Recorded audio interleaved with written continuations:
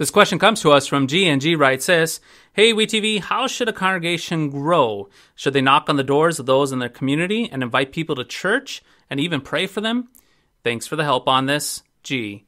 G, this is a very good question, especially in our time and day and age when we see ourselves in a post-Christian world, a post-Christian culture, where churches are often losing members left and right. It's a very discouraging time for many churches. So as a result of it, pastors and members of churches oftentimes reach out to spiritual church growth experts to get answers, an antidote to stop this bleeding, to stop this decline in membership.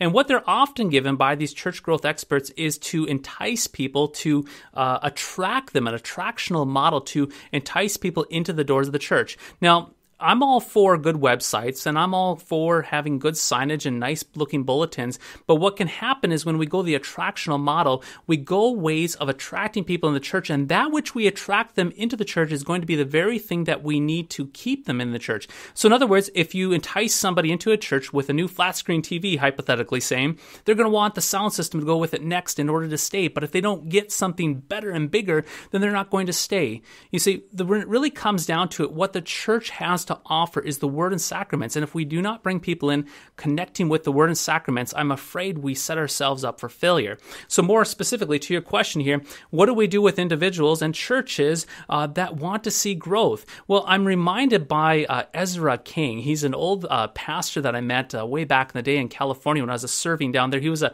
pastor of a Korean-speaking Presbyterian church. And I remember going out to eat with him once at Denny's, and he said to me, college pastor. He called me college pastor. I was so young at the time. He said, college pastor, do you know what I promise God that I do each and every day? And I said, well, what's that, Ezra? He said, I promise God that I read my Bible and that I pray and then I tell people about Jesus. And he said to me, college pastor, do you want to know how I tell people about Jesus? And I said, well, Ezra, how do you tell people about Jesus? And I'm expecting some profound method that he does. But he said in kind of his broken English, he said, Pastor, I come up to a person and I say, do you know Jesus? And they say no. And then he said, sit down, I tell you. I mean, it's so profound. He just simply would tell people. He would just confess. He wasn't some sort of used car salesman. No disrespect to used car salesmen, but he was not about pushing them and manipulating them to sign on the line. He was just confessing like a news announcer the good news of the gospel.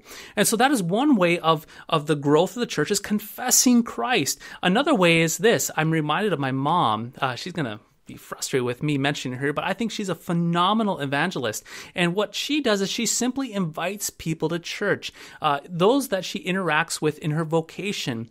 She simply interacts with them and she invites them to come and receive Christ. She says, come with me, sit with me, and you'll come and hear God's good gifts. You see, when it really comes down to it, all of us, we are beggars and we go to church to receive the free warm bread. And so evangelism is simply going to others, telling them about the good news, the free bread, and then inviting them to come with us to receive that free bread with us, that word and sacrament. So it's really that simple. So again, it's not coming down to an attractional model. It's coming down to confessing Christ like Ezra. And if you're a person who maybe is not comfortable with that, then it's simply going the way that my mom does, just simply inviting your neighbor to come with you to receive the free warm bread, that word and sacrament given for you and for your neighbor.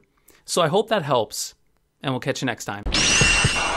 Worldview Everlasting is solid, Christian, and free because it is viewer supported. Your monthly gift of $5, $10, or $25 is the reason that we can continue to improve and expand these tools for online Christian outreach and discipleship. To make a one-time donation, sign up for the Lutheran Ninja Clan regular giving, or to find information about how to put Worldview Everlasting in your congregation's budget, click Donate Now.